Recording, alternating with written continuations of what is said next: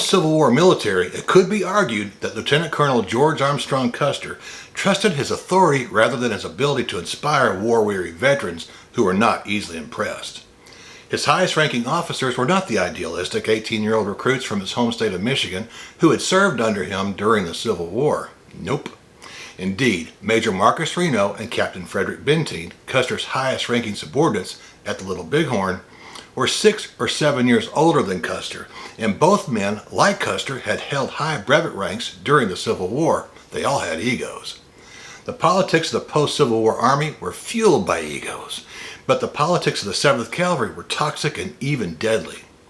Ironically, it was Custer's use of delegated authority, especially with respect to Frederick Benteen, that saved the lives of 402 men at the Battle of the Little Bighorn. Also, in a twist of irony, had Benteen had a high regard for Custer, all the troopers in the 7th Cavalry would most likely have died on or near Last Stand Hill. Today on the Vantage Point, let's go back to November 1868 along the Washita River in western Oklahoma. It was the events that took place during and after the Battle of the Washita that Frederick Benteen claimed turned him against his superior officer and perhaps saved the lives of hundreds of troopers at the Battle of the Little Bighorn. I hope you'll join me. Captain Frederick Benteen was the epitome of a person whose family was divided by the Civil War.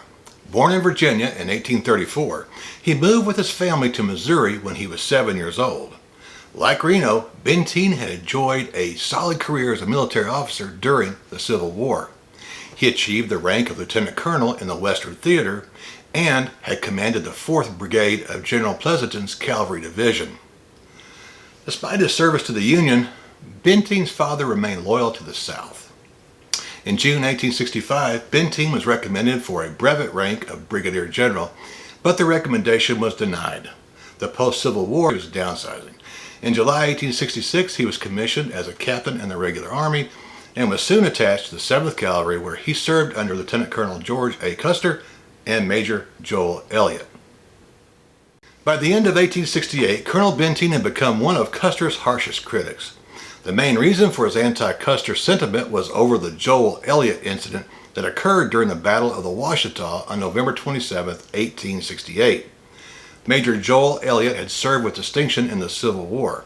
His commanding officer at the Battle of White Station was none other than Colonel Frederick Benteen.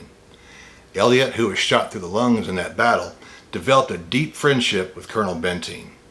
In the post-Civil War cavalry, the roles were almost reversed. Elliot was now Benteen's immediate commander, yet they remained close friends. In August 1867, Custer was court-martialed for absence without leave and suspended from duty for nearly a year. During Custer's suspension, Elliot served as the commander of the 7th Cavalry. Being long-term friends and trusted comrades, Benteen was happy with Elliot in charge of the 7th. However, for the winter campaign of 1868, General Philip Sheridan reinstated Custer as the commander of the 7th. That move prejudiced Benteen against Custer. When calamity struck the 7th at the Washita, Benteen was quick to pass judgment on the general. The Battle of the Washita was mentioned briefly above, just a couple minutes ago, but a deeper look at the Elliot incident put some of Benteen's attitude at the Little Bighorn into perspective. He never forgave Custer for the death of his friend Joel Elliot. According to the National Park Service at Washita, Oklahoma, on November 27, 1868, as fighting along the Washita raged, Elliot, without notifying Lieutenant Colonel Custer, called for volunteers to follow him downstream and chase Indians escaping from the village. When Custer prepared to depart, Elliot's detachment of 17 men could not be found. 2 weeks later, General Sheridan and Lieutenant Colonel Custer discovered the mutilated bodies of Major Elliot and his men 2 miles downstream from the battlefield. Captain Benteen, Elliot's friend and former Civil War commander, blamed Custer for abandoning the missing men. This controversy created dissension among the officers of the 7th U.S. Cavalry. That continued long after Custer's death. After a dawn attack on the sleeping village of Cheyenne Chief Black Kettle, the 7th quickly took the village, but 40 or so warriors had taken refuge in the woods where they were taking deadly aim at officers and troopers. While the 7th was contending with clearing out the surrounding woods, 100 or more warriors appeared on the hills beyond their perimeter. They were dressed in full war clothing. Realizing that those warriors were not part of Black Kettle's village, Custer took an interpreter named Romeo with him into a lodge where captives were being held. Through Romeo, he interrogated a woman, and to his surprise, he found that there were many other villages to the south of her village. As it turned out, most of the Southern Plains tribes were wintering on the Washita. The 7th had tracked and attacked only a small portion of them. According to the Park Service, there were 6,000 Arapaho, Cheyenne, and Kiowa encamped along the river at that time.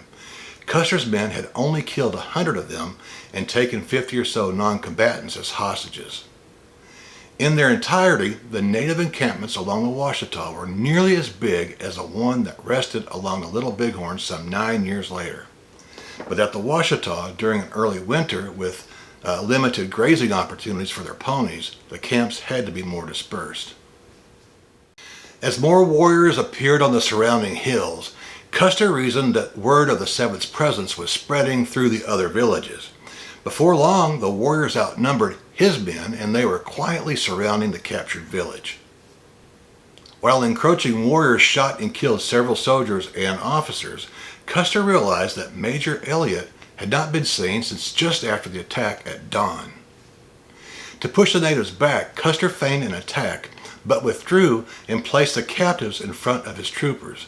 The warriors, realizing that their shots could kill women and children, stood down and allowed the 7th to depart with their women and children.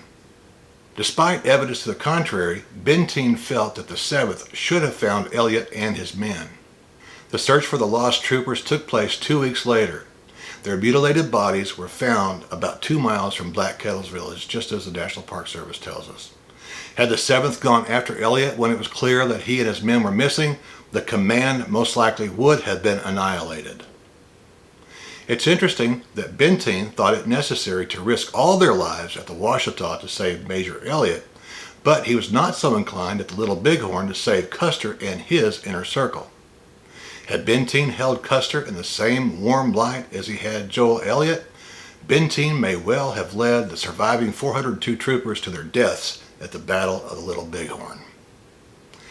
Well, friends, that's all I have for you today. I hope you got something meaningful out of our discussion. If you did, please like, share, and subscribe to the channel. I invite you to check out all the videos on the Vantage Point. I'll be back soon with another episode of Surnames on Appalachia and the American South. I hope to see you then. God bless you and yours. Bye-bye.